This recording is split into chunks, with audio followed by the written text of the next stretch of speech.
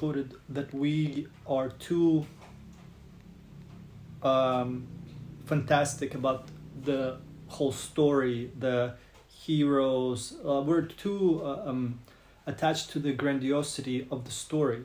We are used to these tales of here's a hero, he does things, and there's side characters, and missing the part that it is the main hero story, right?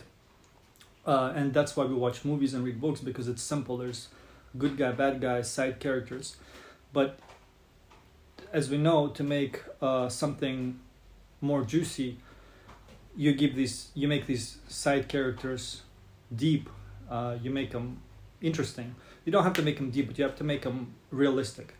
By this I mean they act in a specific pattern that we can recognize, and yeah, you can make those patterns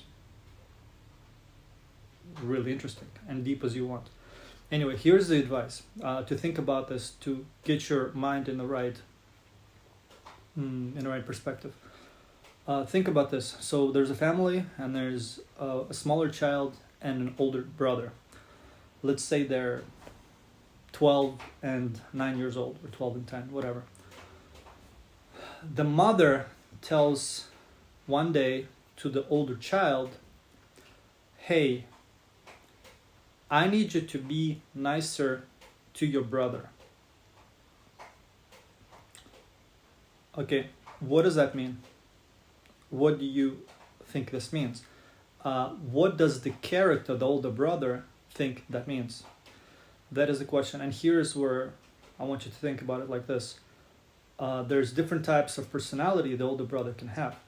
One, he can completely not care about the older brother and think that guy is extra. He doesn't like him. He's not going to share or be nice to him, but he's going to pretend in front of his parents.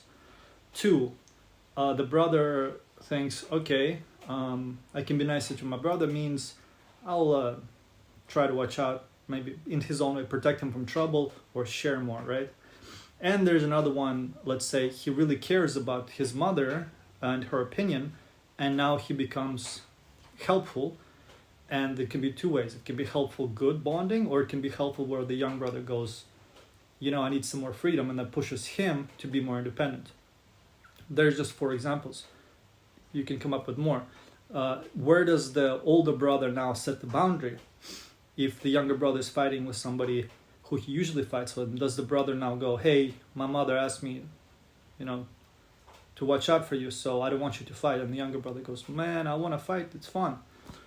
Do you understand what I'm saying? Imagine the same with the older, younger sister. Your mother wants you to be nicer to your sister. What does that mean for you girls? Some girls, they just want to play with their own toys. They think they're princess. She's going to dominate the younger sister. Some might now treat her better. Anyway, you get the idea. And here's another example I want to give you so you can think of it. Basically, we're trying to figure out where the boundaries for these characters are. And that gives them personality, where their values are. But what I'm trying to share here is that to differentiate the scale of where they are on the scale, to be able to quickly assess what would their behavior be throughout the book. For example, here's another question to ask. If a man is told by the police chief or the mayor, whatever, he says, listen, I need you to do one crime in the next 24 hours. It's up to you what crime it is. And when you go to police, the police will not charge you. You have to do this because X, Y, Z.